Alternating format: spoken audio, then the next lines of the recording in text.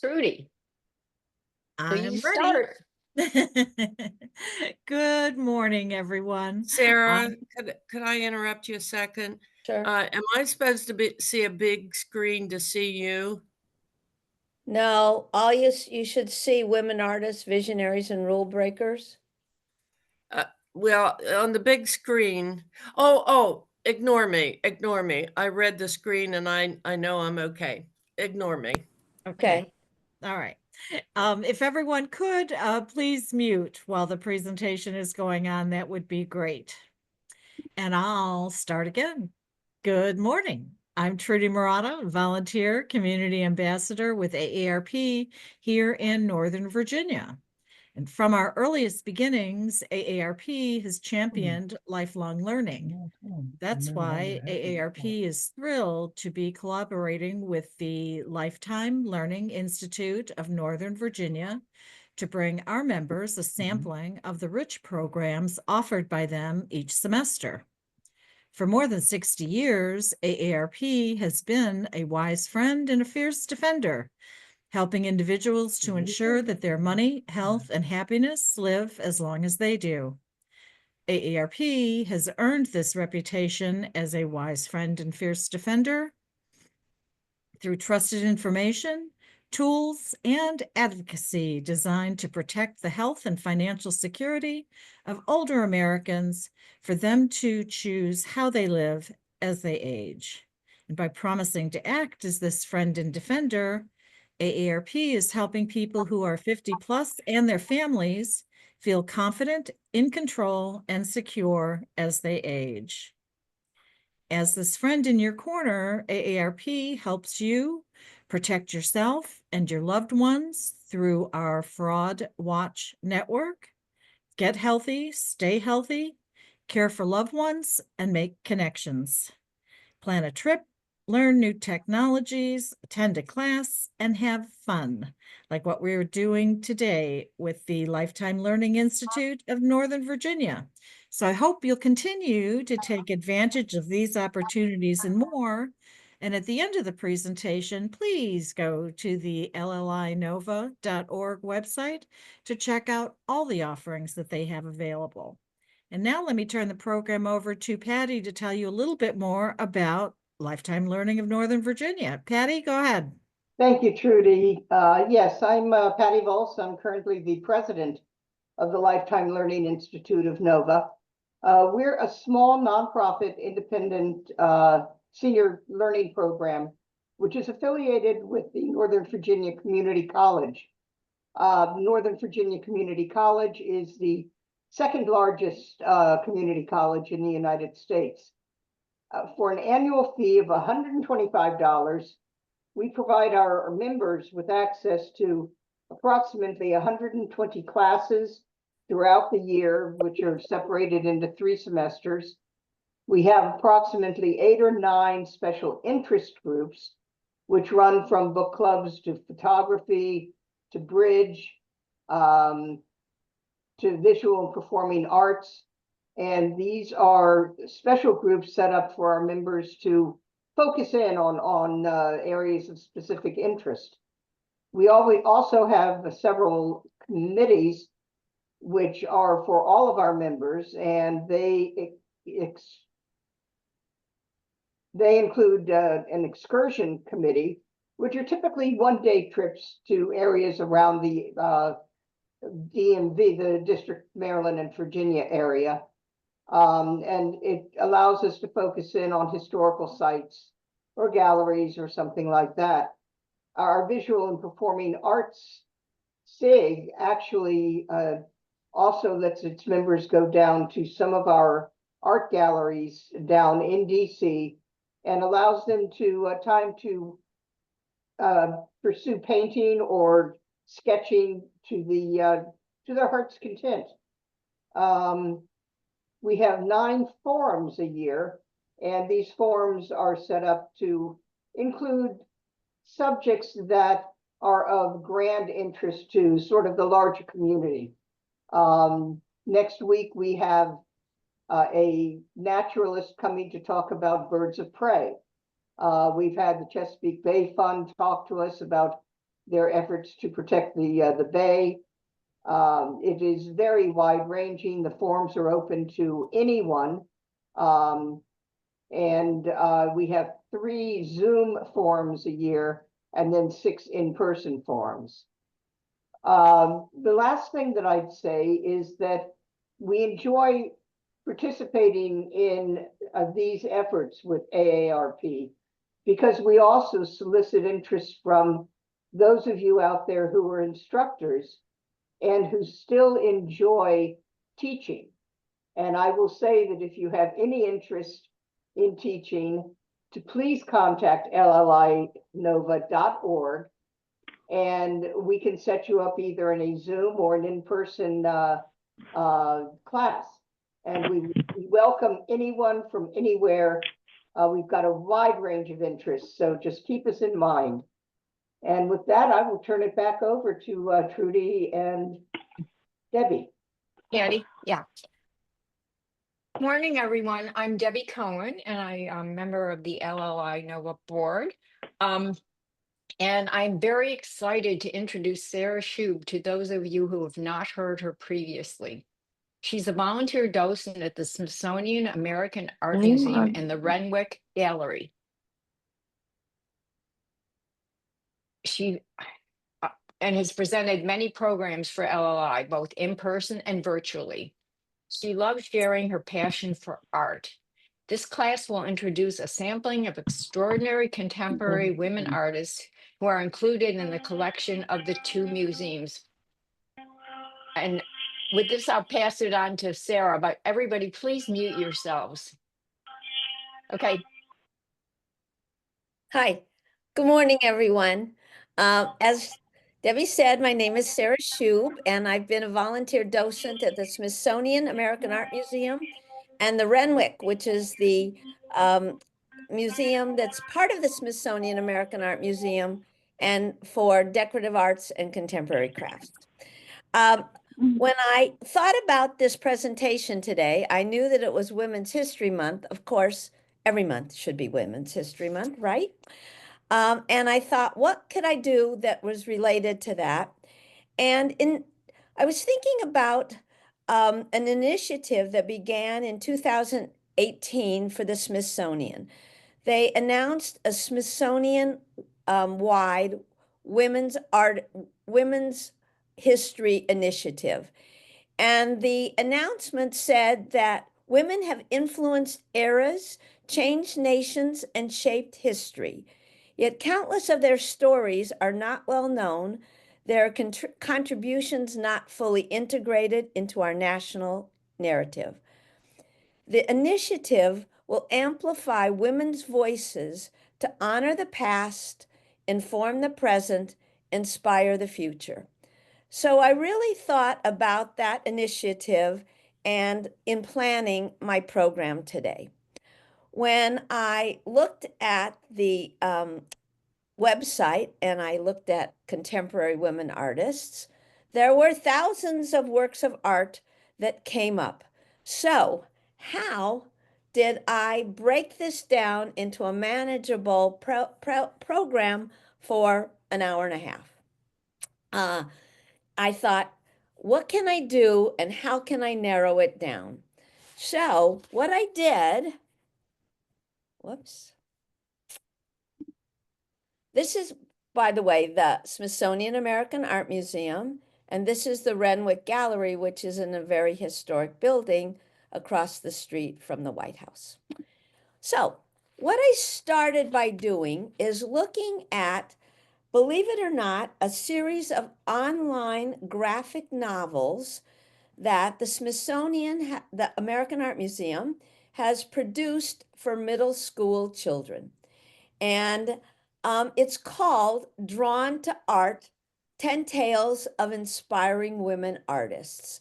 Now it's been done for 3 years, so we have 30 inspiring women artists. So I thought that if the Smithsonian wanted to focus on these 30 women, maybe that's a good place for me to start. So that's what I did. Some of these women are not contemporary, so I eliminated them. but I really drew from these 30 women who the Smithsonian views as amazing visionaries. Also, at the museum right now, at both museums, there are two really amazing exhibits of women artists. So I thought, well, they're not quite in this category, but I really wanted to share some artists from these two current exhibits with you. So that's how I narrowed down the thousands of women that are in our database. But I had to start with some really old history. This is a woman named Sarah Goodridge. And wait a minute, you're saying to yourselves, this is 1825. This is not exactly contemporary. But this is a woman who was really so extraordinary in her time and contemporary for that era that she was amazing. So I thought that I would start with her um, and um, and just have a little bit of fun. Sarah Goodridge was a young woman who loved to draw. She went to live with her brother and sister in Boston, and she studied miniature painting. Notice this work is a watercolor on ivory, and it's about, whoops, oh, I keep doing that. Bear with me. It's 3 inches by 2.5 inches. It's so tiny. And look at the detail in this amazing little miniature.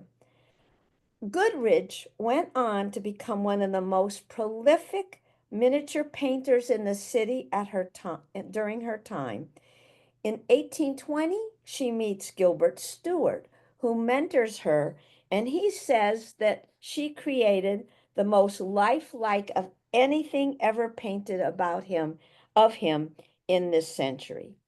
This is a woman who made a career of painting miniatures. She opened her own studio in 1820. She worked for quite a number of years. She had 5 exhibitions at the Boston Athenaeum. Now, how extraordinary is that? She's not contemporary, but she's still quite extraordinary. All right, so now I really will get to my topic.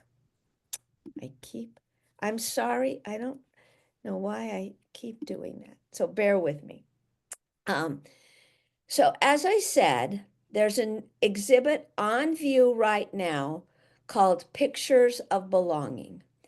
And Pictures of Belonging highlights 3 women of Japanese descent, Miki Hayakawa, Isako Hibi, and Minnie Okubo. These were 3 active, critically acclaimed American artists of Japanese descent before World War II. They lived through mass incarceration. They came out on the other side. Their artwork changed over time. They actually worked for about 80 years or 8 decades, and their careers spanned a huge amount of time, and their contributions were basically unrecognized within 20th century American art. These women faced adversity and challenges, and their stories are really stories of resilience. This first painting was done before World War II by Miki Hayakawa, and it's a beautiful painting. It's very colorful. It depicts this man relaxing. Maybe he's reading the newspaper. There's a plant. He's very free. He's free to explore and to thrive. This is before the Japanese were interned by Executive Order 9066. So notice this really wonderful, beautiful style. And look what happens.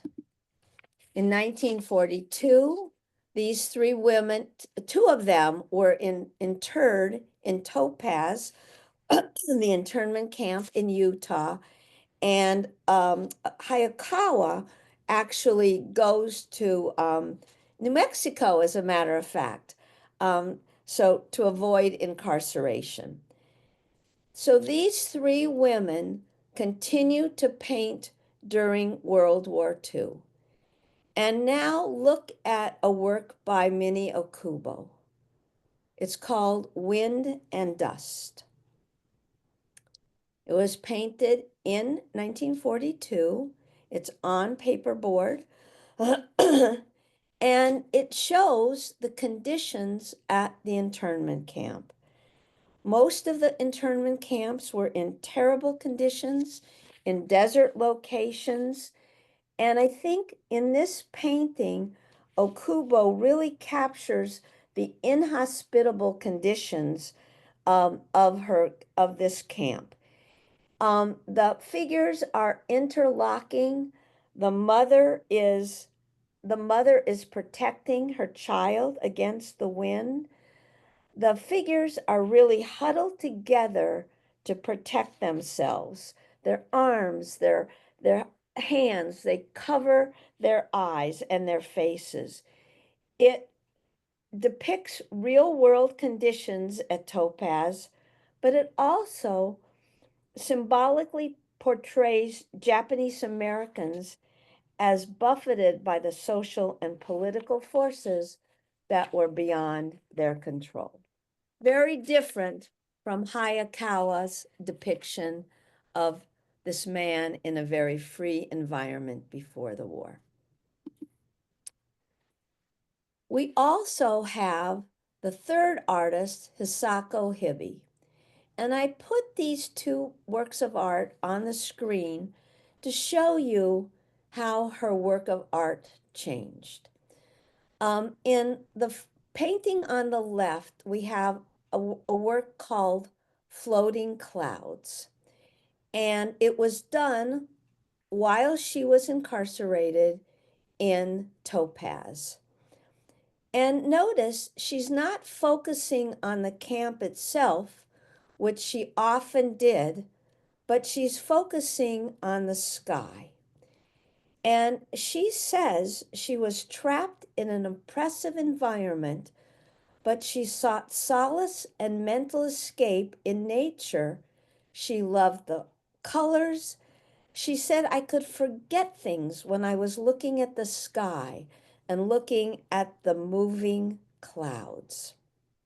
So she directs our gaze above the geometric tops of the barracks to the clouds above. And on the back, she writes, floating clouds, Fawari, which means Japanese floating or fluttering. Free form in the spacious sky. I want to be free as the clouds that I see above Topaz.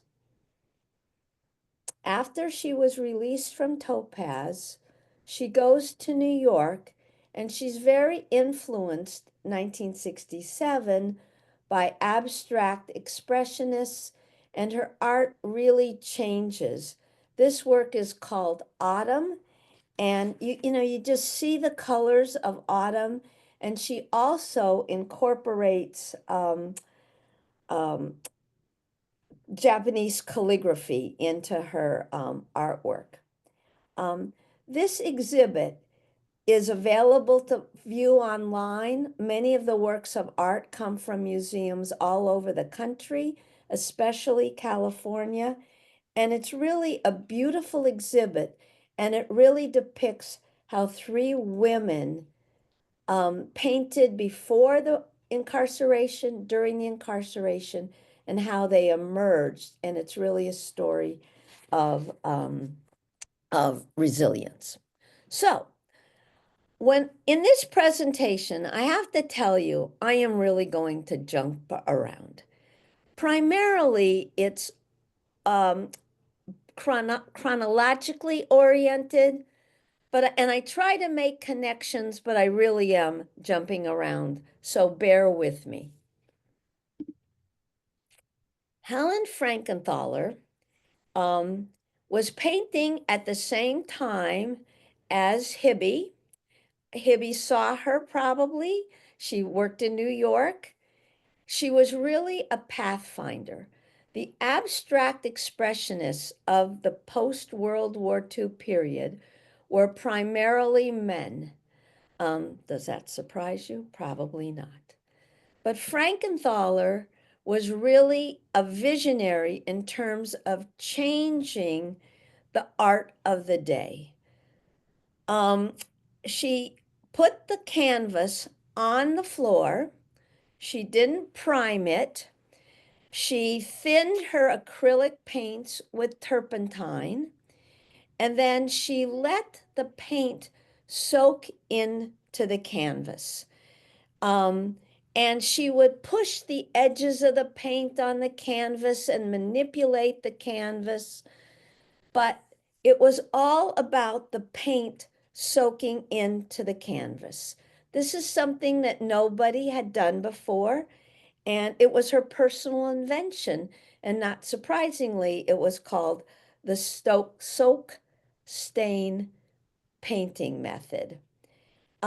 She always kind of questioned her role as a woman in the abstract field, but she said, maybe I'm even more lyrical than the men.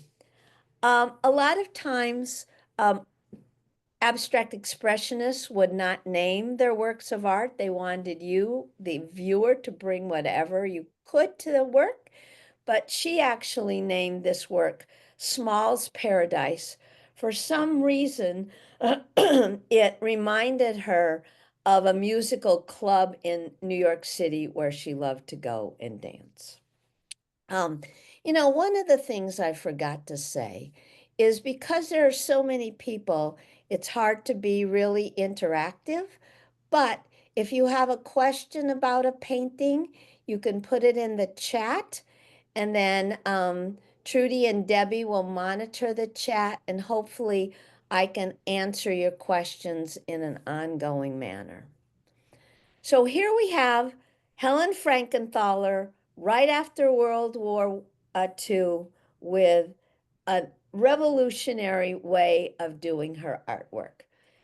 The next artists face many hurdles. And the first one is Carmen, that I want to show you, is Carmen Herrera. All of these people are painting around the same time. She's really quite an interesting woman.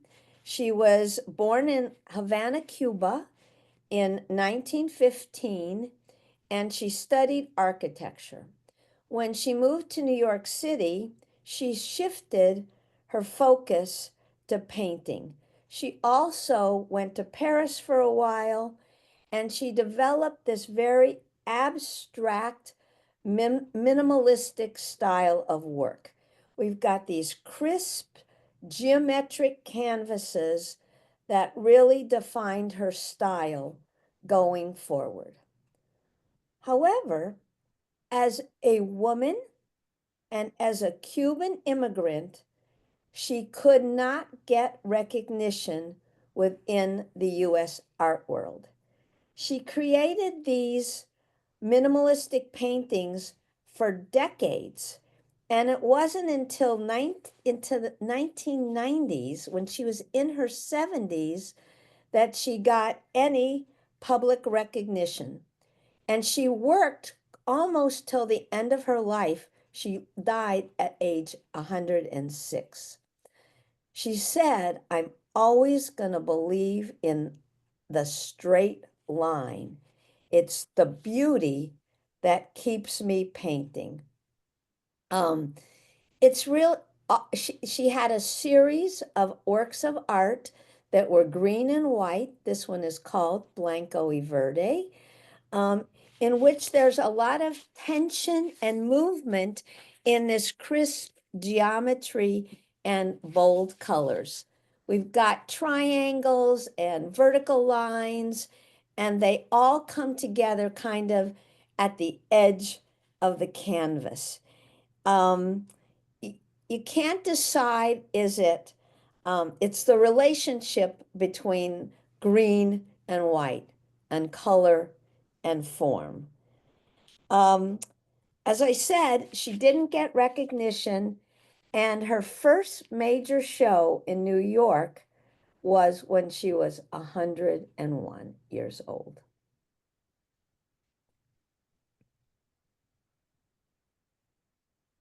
Next, we're going to somebody who was really influenced by the feminism movement of the 1970s. She was a leader in the feminist movement, and she created this very large work of art. It's 80 by 80, which is hanging in the museum today. Often when you see advertisements for the Smithsonian American Art Museum, you might even see this particular work of art. It's called Queen, and we need to kind of analyze the symbolism of all the things that she puts into this artwork. First of all, you might know about vanitas paintings. Those came from the Renaissance, and they were still life paintings of, flowers that were dying or fruit that was rotting. It was all about time. And Flack puts a clock into this, and she's thinking about the march of time. Trying to do this very gently so I don't get out of this, out of the focus. Notice what else is in this painting. There's a flower with dewdrops. A flower is something that women get as gifts, but they also have a shortness in terms of their lifespan. So that is the part of the symbolism of the flower. If you can see can you see my cursor? Somebody give me a heads up. Yep, okay. This is, oops, Audrey Flack. This is her mother. She puts a keychain in with her last name. Now, let's look at some other symbolism. She has the Queen of Hearts and the Queen in chess. And those are very, very symbolic of the role of women. The Queen of Hearts is a card that has significance, but above the Queen of Hearts is always the man, the King of Hearts. But who is the most powerful chess piece in the game? The Queen. The Queen can move everywhere. She's a symbol of the power. She's a symbol of power and importance. However, think about this. When is the game over? When the king is captured. So we have a very important chess player, shows a woman who's powerful and important, but still that man hovers over her, just like the King of Hearts hovers over the queen.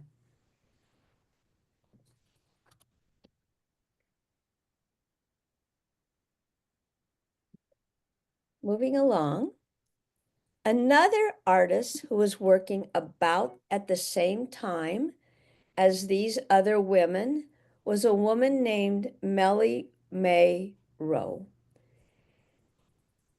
This is a woman who was self-taught, but today she's recognized as one of the most important American folk artists. So let me tell you a little bit about her. She was born in Georgia in 1900, Her father had been enslaved. Her mother was born the year of emancipation. During her life, Rowe worked as a child. She married young. She was widowed twice. She worked most of her life as a domestic in white households. Her whole life was really shaped by segregation and oppression of African American women. But she had a desire to redefine herself in a very joyful and colorful body of work that was in her home all the time and in her yard. She was extraordinarily positive, and she's one of the first Black self-taught women who's really celebrated for her artwork. She felt that art was a God-given way to convey gratitude and to recover a childhood that had been lost to work and to poverty. There were a lot of, society had demeaning stereotypes of Black women and in popular culture, and she really wanted to take control of that narrative.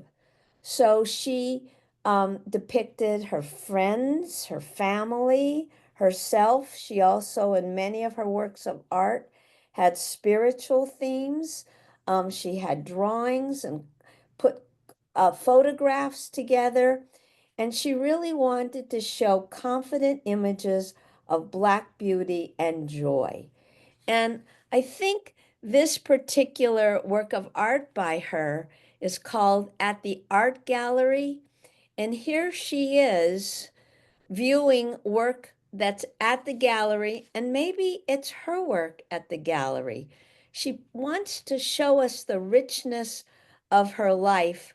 Um, and uh, uh, and so I was looking, she did have some exhibits, and I didn't write down where they were, but she did see her artwork in museum exhibits.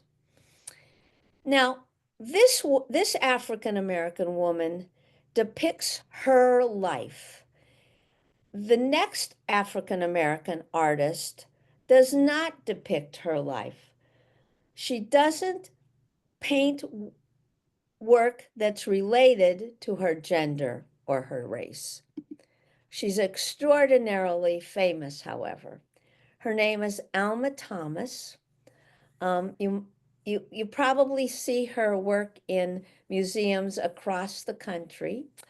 Alma Thomas she was born in, oh my goodness. I did have this, I thought. Whatever. The turn of the century also, I think. You probably can look it up on Google. And she grew up in Georgia, but she moves to the District of Columbia. And in the district, she takes art classes and she teaches art in the district public schools for more than 30 years. She teaches middle school art. And it wasn't until she retired that she really took up painting on a full-time basis. She loved color and she loved nature. She said that man's highest aspirations come from nature. A world without color would seem dead. Color is life. Light is the mother of color. Light reveals to us the spirit and living soul of the world through color. And all of her work is just extraordinary in terms of her use of color. She was also, we just recently had a small exhibit of her work, and she left quite a few paintings to the Smithsonian American Art Museum. Things that she hadn't sold that were in her collection, she gave to us. So we're extraordinarily lucky. On the left, we have a small work of art, and it's really not that small, but it's called Eclipse. She was very interested in space and space travel, and a lot of her works of art center on the topic of space. She also loved looking out of her studio window at her gorgeous garden in the district and painting the different seasons. This particular work of art called Autumn Leaves, I have it spelled wrong down below, is obviously fluttering in the leaves fluttering in the breeze during fall. It's quite a large work of art. And I want you to just kind of look at the colors. The blue and some green radiate through the orange leaves as you look at the sky beyond those beautiful leaves. And then the next work of art is another series that she created that is based on music. And notice here, her work gets much more lyrical. She loved listening to music as she was painting. And this work of art really has so much more movement in it than the other works of art. As a Black artist, she encountered barriers, but she, as opposed to Rowe, didn't incorporate racial or feminist issues in her art. She believed that the creative spirit was independent of race and gender. And so her work just really emphasizes color and form. And they're just gorgeous, gorgeous. Interestingly enough, she was the first African American woman to have a solo exhibition at the Whitney Museum. The Whitney Museum is contemporary art. She had that exhibit in 1972.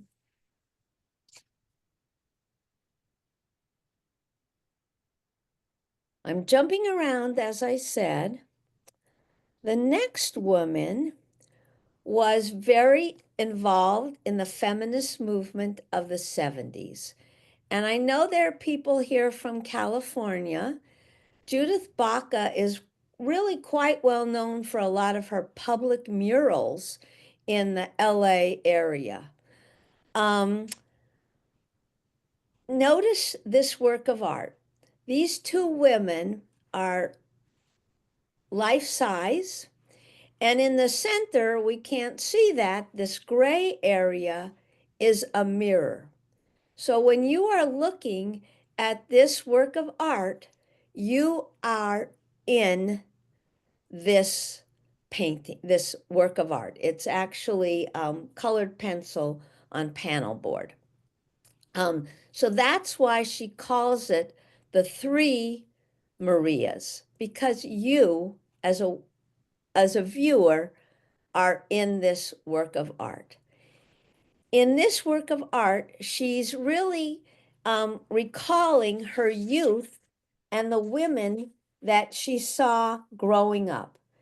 The woman on the left is probably a contemporary woman, a woman in the 1970s, wearing pants, kind of dressed androgynously, but she's a member of a gang, a youth gang called Tiny Locas. And this group of women worked with Baca in creating some of the murals in the LA area. The woman on the right depicts somebody who wears more flashy clothing, kind of has an attitude, like a little bit of a rebellious attitude, and she's dressed like somebody would be from the 1940s or 50s. She has a little more a flashy clothing. Baca remembers women like her growing up, and she couldn't decide if she admired these women who were strong women or if she was a little bit afraid of them. So, you think about that when you're looking at the figure on the right. Baca wants you to think about who you are in relation to these two figures. Do you identify with them? Do you fear them? Do you desire them? That's why she puts this mirror in the middle, because she wants you to think about your relationship with these women. Another strong woman is this woman who's sitting on her couch, her 50s style couch, relaxing. Mickalene Thomas is another African-American artist who has a series of works portraying strong African-American women. Mickalene Thomas is a trained artist. She's thinking, she creates this work of art thinking about odorless paintings, painting of women, reclining, Matisse, Manet. So she has that historical background. She's a trained artist. When she was in art school, she couldn't afford a lot of oil paints and art materials. So she would go to five and dimes, and she would use rhinestones and different kinds of cheap materials in her art. And she continues to do that. This woman, however, is a strong African-American woman. Mickalene Thomas has a series of these works of art. She has works of art of Oprah and Michelle Obama. This is a signature style for her. Notice her outfit. It's red, white, and blue. All right, so there's some symbolism here. This work of art was commissioned for the Art in Embassies program, and it was commissioned to be hung either in the apartment or the office of Susan Rice, who was President Obama's UN ambassador for a while, and she was also his national security advisor. So this isn't Susan Rice. It was commissioned for her, but it's a depiction of a very strong and powerful African American woman, which clearly Susan Rice was. Now,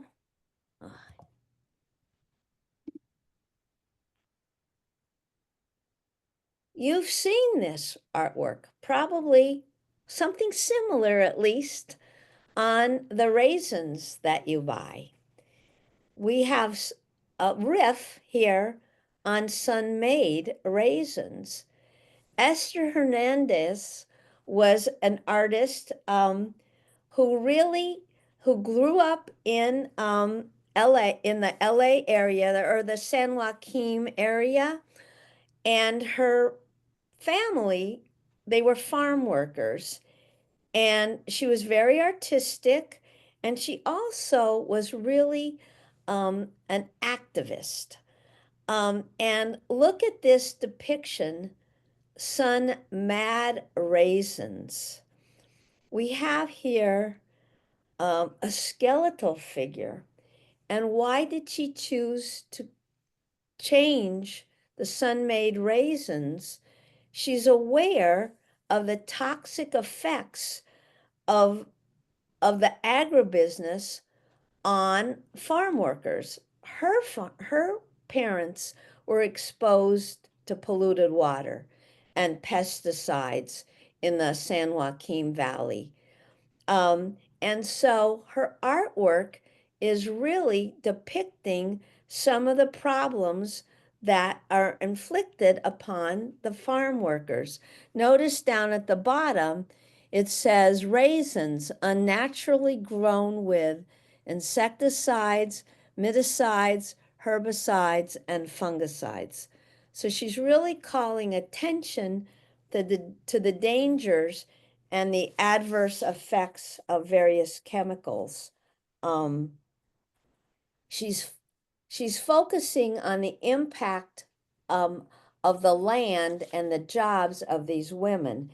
And the next artist also focuses on the impact of the land, but in a different way. Kay Walking Stick is an American Indian. Her mother was Scotch-Irish. Her father was Cherokee. She grew up with working women, and her mother always wanted her to be independent and also take pride in her Cherokee heritage. And the rise of the American Indian movement really spurred Kay Walking Stick to confront her heritage. And again, she is in many museums today, and she works in kind of this diptych manner. Down the middle of this canvas, you can see, if you were up close, you can see it's really two different canvases. And she really wants to explore the beauty of our land and where we live. What she does in terms of her methodology is she goes to different locations. Here she's gone to the Verde Valley along the Rio Grande. She takes photographs, she sketches, she sits very quietly in these environments. Then she comes back to her studio and she lays out all her images and kind of creates a collage of images. Then she does research. And in this case, she did research at the Museum of the American Indian about pottery that was native to this particular area. And I don't know if this is the exact pot that she saw at the museum. I did a little research and tried to find a pot that was similar to the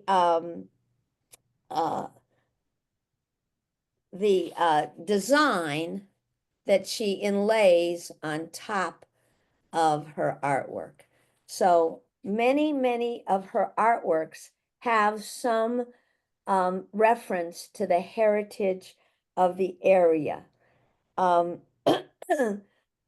She is very focused on bringing American Indian work to the mainstream of art museums. And, she says in this artwork, this is a beautiful landscape. It has spiritual significance for American Indians. It has cultural memories, and we are still here. Another American Indian woman also works with maps and the landscape of our country. I'm going to zero in on this so you can see this just a little bit better. I'm going to kind of go around.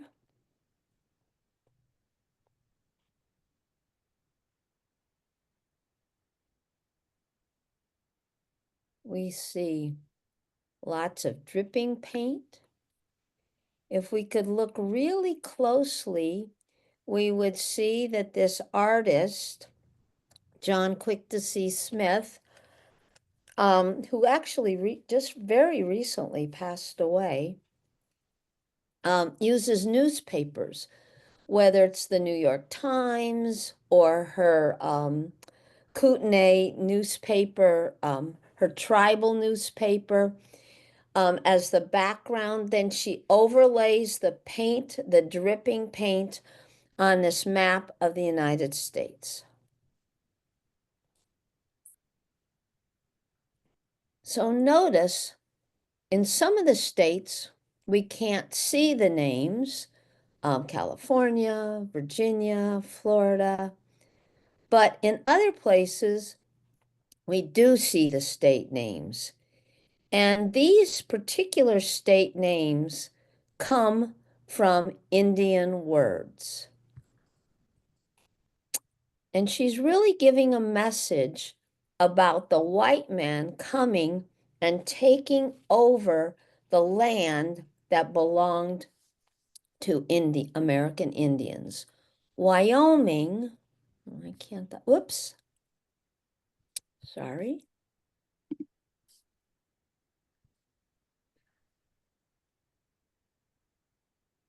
Wyoming comes from, I just had it, a Delaware Indian word meaning the area between mountains and valleys.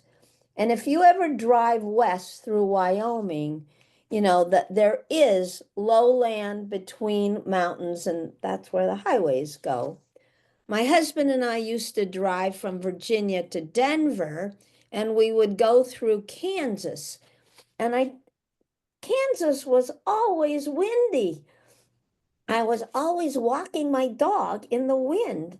Well, Kansas comes from a Sioux word meaning the people of the south wind. I thought, how apropos is that? So in these maps, Quick to See Smith really expresses her anger that the country's lands were divided without regard for existing tribal territories. She says, art should reveal the unknown to those who lack the experience to see it. Every map is a political map and tells a story. This tells a story. The next work of art is also a map that tells a story. This is a work by a Vietnamese American artist named Tiffany Chung. Again, it's a huge work of art. It's 55 inches tall and 137 inches wide. And it's embroidery on fabric. And I'll read you the title. It's called Reconstructing an Exodus History, Boat Trajectories from Vietnam and Flight Routes from Refugee Camps and of ODP cases. I actually had to look up ODP. ODP was the Orderly Departure Program that permitted immigration of the Vietnamese to other countries, and it was sponsored by the UN High Commission on Refugees. So Tiffany Chung's father was a pilot during the Vietnam War, and she really didn't know about his experiences until she really started to talk to him about it. And that's when her art really took off in terms of wanting to tell the story of her family and the story of other Vietnamese families. And I wanted to blow this up to show you the kinds of details. So she starts in Vietnam, and there are these very delicate red threads and machine stitching to create this incredible map of where her family and other Vietnamese families migrated to after the war. I'm going to go back to the entire work of art. It really shows the journeys that of refugees who fled from Vietnam. And what she says, she's fascinated about how political events change the world in ways big and small, shaping large-scale geographies as much as individual lives. So as I said, this work of art is fabric and thread, which I felt was and it's in the Smithsonian American Art Museum. But you could also say it's craft because it's fiber. So I thought this was the perfect place to move on to works of art by visionary women in the contemporary craft and decorative art part of the Smithsonian Museum. So Tiffany Chung tells the story of her family in fiber. And this woman, Helen Cordero, tells the story of her family in clay. Helen Cordero is, hold on 1 second. I want to make sure I remember. She's part of the Cochiti, the Fox clan of the Cochiti Pueblo in New Mexico. And up until this time, potters were really making very functional pieces. And she is someone who she's fascinated by her heritage, and she invents a new tradition of pottery. She's inspired thinking about her grandfather, who's a storyteller and who always seemed to have lots of children around him enraptured by his stories. So she starts a whole new tradition of creating these storyteller dolls. Notice her signature is that the mouths are always opened and the eyes are closed. The closed eyes and the open mouths are the way that this figure is singing traditional Cochiti songs. And so she's the person who starts this whole different way of using pottery. And she's passing down the customs of her family to the next generation. She really she was revolutionary in terms of Pueblo ceramics. Another woman who is also passing down traditions is Kelly Church. Now, when you look at Kelly Church's work of art, some people think Fabergé eggs. It kind of looks a little bit like that. Kelly Church is from a line of Anishinaabe basket makers in the Northwest. Her family are weavers of black ash and sweetgrass. And this is a very little work of art. It's only about 9 inches tall, so it kind of looks like a Fabergé egg. And it's a teaching, it shows her great skill at weaving, number one, but it also has some lessons.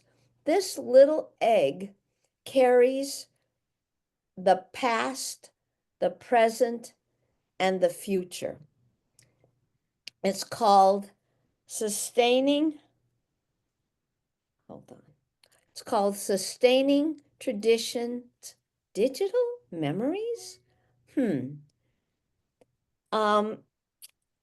Right now in the Pacific, in the Northwest, and Michigan, that area, there's an insect, a beetle called the emerald ash borer, that's an invasive beetle that's decimating black ash trees. And the beetle itself is green on the top and gold underneath its body. So she's using the color of the beetle in her artwork.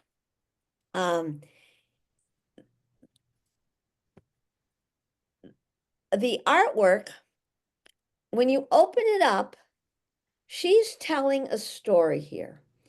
Inside the artwork, and you can kind of see it on the right, first of all, is a little glass vial that has the carcass of a dead beetle in it. So she's saying, this is the animal, this is the little insect that's decimating our trees. And there's also a flash drive.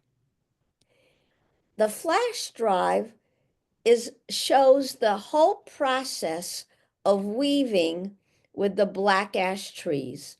It shows the process of cutting down the trees. It shows the process of using the wood, of making it so that the weavers can use it. It shows a process that women use to weave the material into baskets. And she wants to preserve that so that in the future, if we don't have healthy trees, we will understand what we could do. If we end up having healthy trees, the process will be preserved. So here she shows us what was the past, what's happening now, and she's making sure we remember it for the future.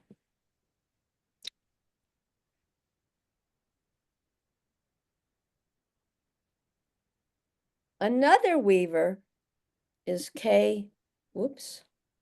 Oh, I'm gonna skip that one. Okay. Another weaver, just in the interest, we might be able to come back to that one. Another weaver is Kay Sekamachi. And we have women who do weaving.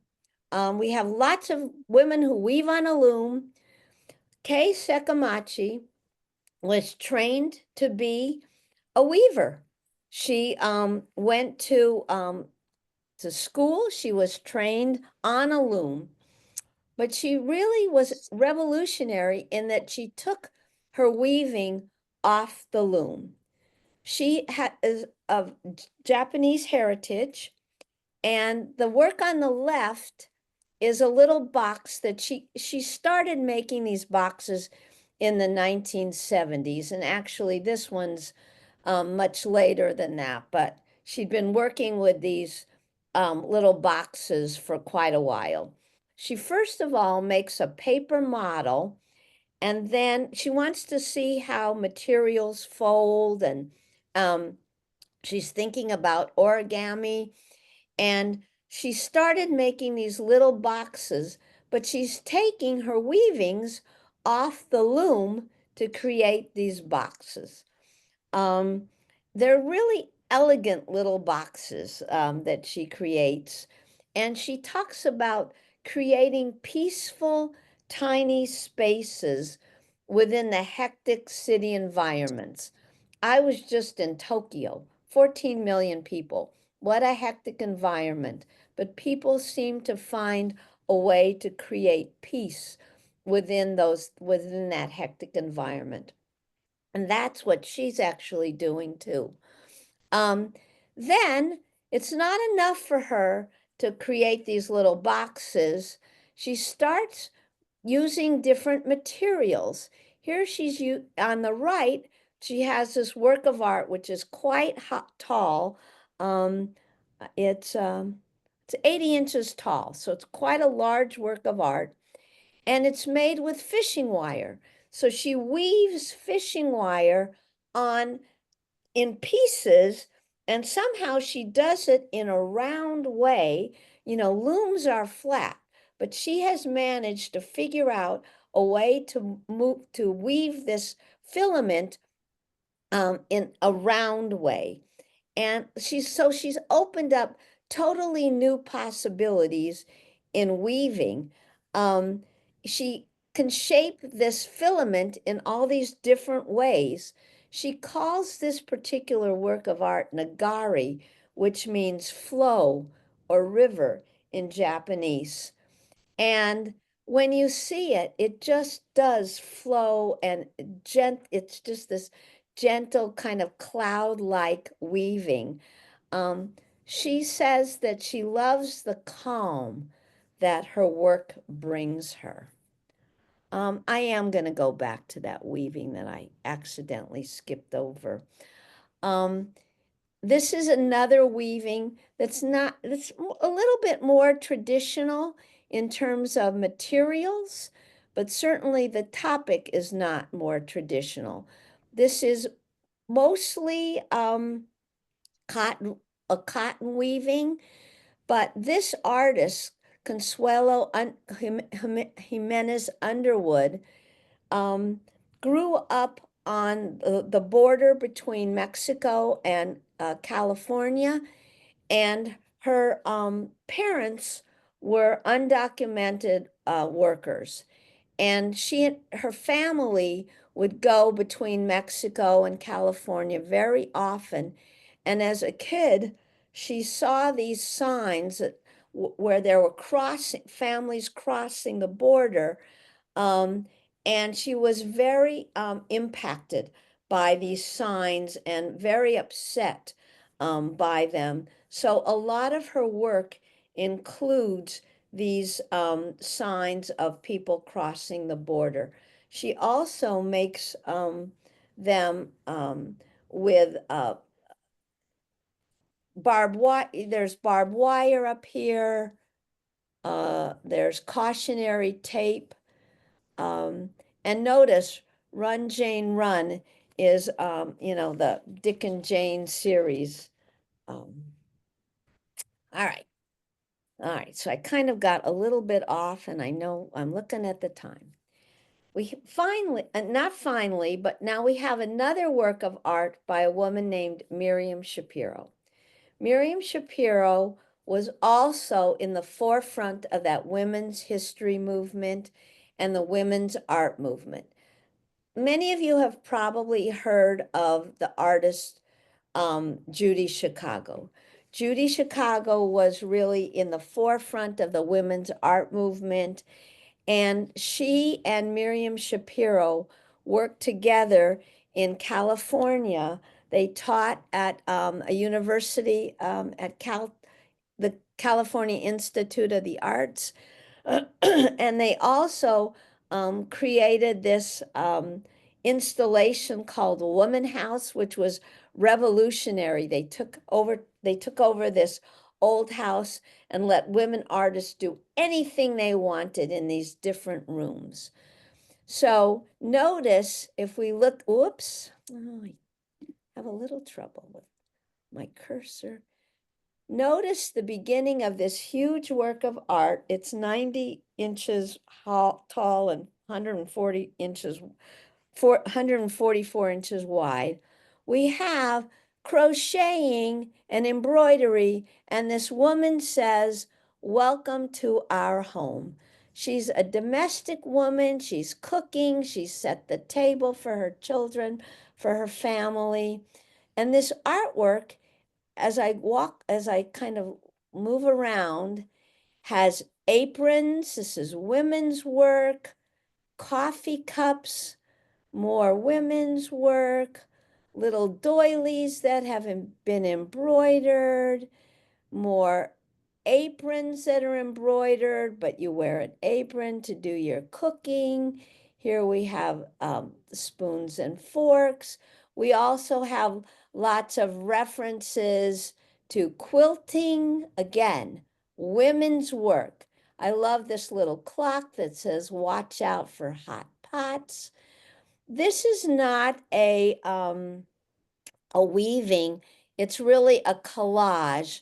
And Miriam Shapiro puts together all these references to women's work.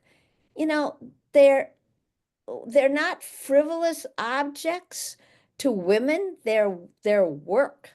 And her artwork says the work of women is not just in the home, it should be in the museum. And it really empowers and legitimizes women's experiences, their femininity, and their creativity. She takes materials from all over. The docents have had a very interesting series of discussions about all the references to Australia. And finally, we said, you know, why Australia? And apparently, Miriam Shapiro took a trip to Australia and picked up all these little things and just incorporated them into her life, into her artwork. No great reason other than she was interested. All right, finally, we're going to look at 3 works of art that are in our most contemporary exhibit that's on view right now. It's called We Gather at the Edge. It's Contemporary Quilts by Black Women Quilters. And the work is all part of the collection or the work of a woman named Carolyn Mazlumi.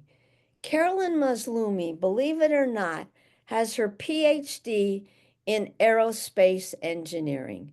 And for many years, she worked as an aerospace engineer. She also had a little shop and she got interested in quilts. And she wanted to teach herself how to make quilts. So basically, she set off doing that. She used all these books. And she found out, though, that there weren't very many books about African American quilters. And so she started really researching that. And since this beginning, I think about in the 1980s, she's really taken off and done a lot of research and started an organization called the Women of Color Quilters Network, in which she can bring together, really, right now, I think the organization has 1,700 members. She can bring together women, quilters, African American women who do quilting, all kinds of different quiltings, and create exhibits for them and show their work and create books about their work. And she really wants to encourage people to share their work, and so it's really quite an amazing organization. This is one of her works, and it's called The Family Embraces. A lot of her work focuses on the strength of the family, and she does a lot of portrait type quilts. And her quilts try to remind her of how precious her family is. I think it's interesting that this one has this kind of sun and radiating lines. I kind of think of her as being an aerospace engineer, and if that was part of her thinking. But this is her family telling stories. There are 3 people telling stories here. There are 3 people telling stories here. There are references to African American folkways. So she incorporates all of that into her artwork. For the people in the group here today who are quilters, this is a technique called reverse applique. And what she does in this case is she lays down one piece of fabric and then another piece on top of it and cuts into the fabric to create the designs. And it's very labor intensive. I think in this case, the background is a black fabric and she cuts into the white. Her organization really shows the diversity and ingenuity of quilters. And the exhibit that's on view right now at the Renwick is just gorgeous. One of the most famous quilters today is a woman named Bisa Butler. And I'm sure some of you have actually seen work by Bisa Butler. And this one is called I Know Why the I Know Why the Caged Bird Beats Its Wings. This is a portrait of Paul Laurence Dunbar. When Bisa Butler was in college at Howard University, she would go by the Dunbar School in the District of Columbia, and she got interested in who this man was and why there was a school named after him. He's an African-American poet, and the school was the first school that opened in the 1870s for African-American students. And again, this is why the caged bird beats his wings. There's a bird out here that's flying free, and then there's the bird that's within the cage. I have a little bit of a close-up of her style. She does not paint anything. This is all layers of fabric laid on top of each other. It's really quite amazing. People think that she paints these things, but she doesn't. In this case, it's batik material, but this is all layers of fabric stitched on top of each other. If you can see her work of art, she's in many museums, and it's just mind-boggling, incredible work of arts. You probably are thinking about, I Know Where the Caged Bird Beats Its Wings, Maya Angelou's biography. I Know Why the Caged Bird Sings comes from the same Dunbar poem. All right, the last work of art is an exhilarating work of art. I thought this was a good place to stop. It's called Winning. It's by Emma Amos. This is a woman who's she's also a painter, but this is a woven work of art. She takes her weavings and she cuts them apart. She threads them. She cuts them on the bias. She adds gold. She adds little things. She adds rickrack to her work. But this work of art is winning. It's a snapshot of a woman leaping airborne. It's more than just a moment. It indicates her deliberate leap to elevate women's work in art. So I thought that would be a great place to end. You might have lots of questions. All of these works of art are at the Smithsonian American Art website. And it's a rich repository of work by women.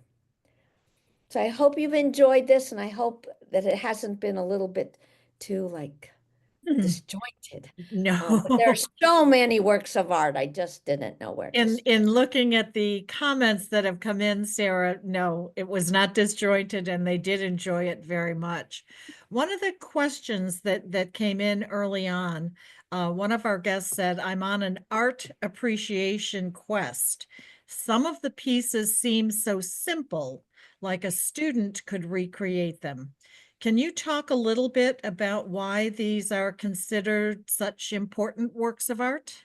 Okay. And you might look at the work on the top left. And we have lots of works that people say the same thing. These artists really plan their work. They are not, they don't just lay them down and I had people yesterday on my tour say my kid could do this. But there's a body of work that's planned.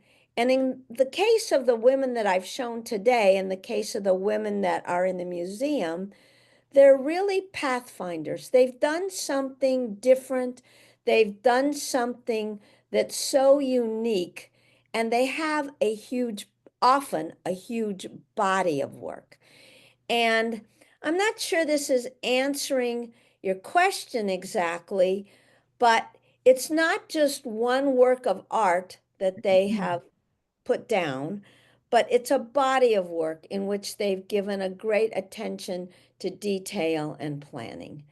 Did I answer that question, whoever asked it, as best I could? I think you did. It's a tough one, and as I said, yesterday I had a tour in the museum, and that was the same question, and it comes comes up often.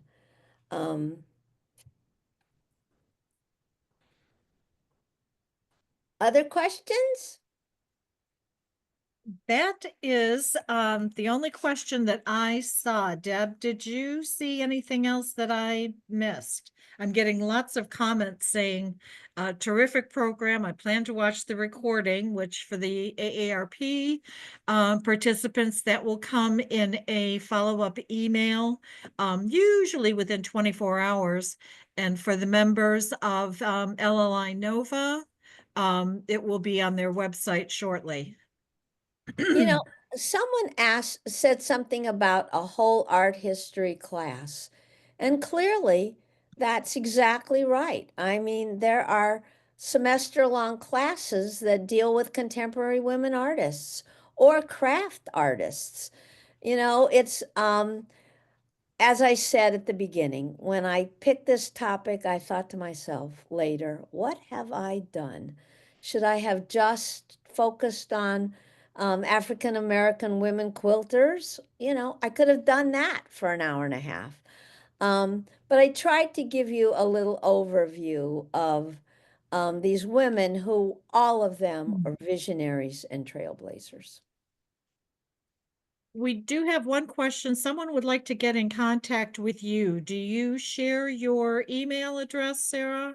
Yeah, I can put that actually in the chat. Okay. Let me see if I can do that.